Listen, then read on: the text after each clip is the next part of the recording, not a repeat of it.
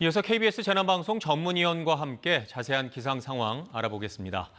재난방송 주간방송사인 KBS는 피해를 줄이는 방법을 찾기 위해서 관련 전문가를 모시고 방제 대책과 행동 요령 등을 알려드리겠습니다. 김승배 KBS 재난방송 전문위원 나와 계십니다. 네. 안녕하십니까? 네. 네, 강한 비구름이 점점 내륙으로 들어오면서 폭우 내리는 지역이 늘어나고 있다고 하는데요. 현재 상황부터 정리를 좀 해주시죠. 네, 그렇습니다. 이 시간 현재 강한 비가 내리는 지역은 충청북도와 경상북도 사이 이 지역으로, 그러니까 한 2시간 전보다는 강한 비구름대가 지금 내륙 깊숙이 들어갔습니다. 그래서 서울, 경기 이쪽을 제외한 남쪽으로 이제 비구름이 있는데 시간당 한 30mm 이상의 강한 비가 내리는 현재 지역은 충청북도, 그다음에 경상북도, 전라북도 내륙 쪽이 될 것으로 보이고, 앞으로 이제 이 비들이 이제 서쪽은 강한 비구름대에서 이제 벗어나는 그런 지금 상황입니다. 네, 특히 충남과 전북 지방에 폭우가 쏟아지고 있는데요. 최대 시간당 100mm가 넘는 비인데 이 정도 비면 어느 정도나 위험한 네, 건가요? 그렇습니다. 이 시간당 100mm의 비는 그렇게 자주 오는 비는 아닌데 최근 들어서 여름철만 되면 쉽게 나타나는 비입니다. 2년 전 서울에서 1시간에 141.5mm 비가 동작구에 내렸거든요. 그때도 엄청난 비 피해가 있었습니다. 1시간에 100mm의 폭우라는 건 그야말로 아까 현지에서 말했듯이 하늘이 무너지듯이 그냥 비가 쏟아져 내리는 그런 형태인데 이 정도면 어딘가는 넘치고 무너지고 그럴 수 있는 강수량입니다. 네, 밤 사이에 내리는 폭우라서 특히 더 조심을 해야 할 것 같은데요.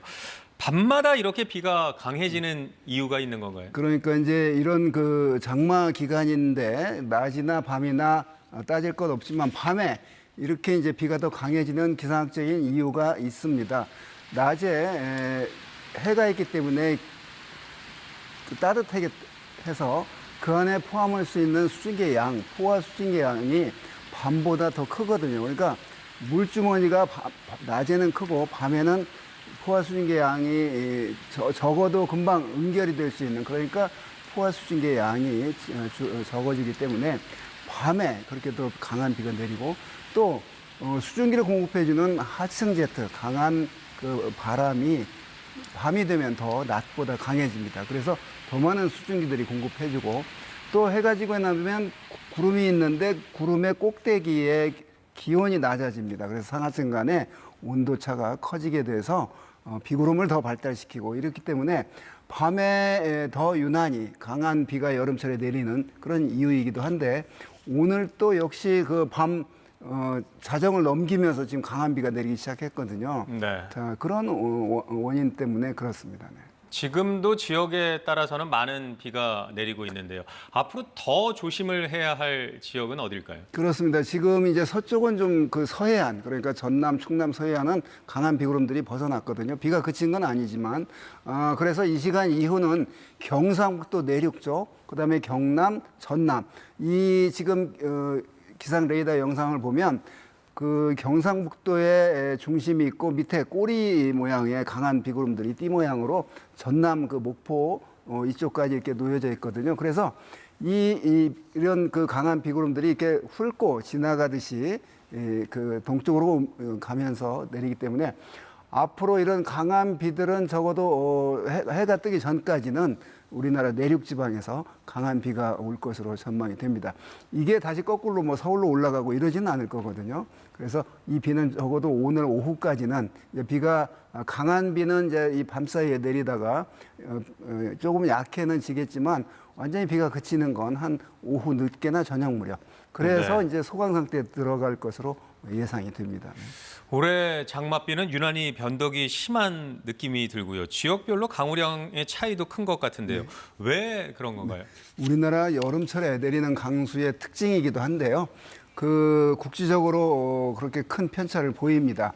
그 원인이 우리나라를 전체 덮는 큰 태풍이 온다거나 이러지 않고, 이런 정체전선상에서 내리는 비의 형태가 선형 구름대, 그러니까 서에서 동쪽으로 띠 모양의 그런 비구름대에서 비가 오기 때문에 어디는 시간당 뭐 50mm가 비가 왔는데 바로 몇 킬로미터 떨어지지 않은 지역에서는 비가 오지 않고 폭염 속에 있는 이런 어떤 지역적인 편차가 큰 그런 여름철 강수 특징인데, 최근 들어서 기후변화 원인으로 그러한 그 국지적인 집중호우의 발생 빈도와 그다음에 내렸다 하면 한 번에 쏟아지는 양이 많아지는 게 분명하고요. 또 장마 기간에 내리는 비보다 장마가 끝난 뒤에 여름에 내리는 강수량이 이렇게 더 많아지는 그런 추세 속에 있습니다. 네, 끝으로 남은 장마철 전망도 전해주시죠. 네, 내일 오후부터 이제 소강 상태 들면 한 2, 3일 정도는 중부지방은 비가 오지 않을 것으로 예상이 됩니다. 남쪽으로 정체 전선이 내려가기 때문에 제주도와 남해안 부근에 계속해서 비가 내릴 것으로 보이고, 자, 적어도 오늘이 7월 10일인데 앞으로 한 열흘 이내에서 그 장마가 끝나지는 않을 것으로 보입니다. 따라서 소강 상태에 들다가 다시 남쪽에서부터 올라오는, 그러니까 앞으로 한 4, 5일 뒤부터는 다시 또 중부지방까지 정체전선의 영향으로 장맛비가 내릴 테고, 그때도 이런 식의 국지적인 집중호우 가능성이 언제든지 지금 아직은 남아 있는 상태입니다. 네, 지금까지 김승배 KBS 재난방송 전문위원과 함께했습니다. 고맙습니다.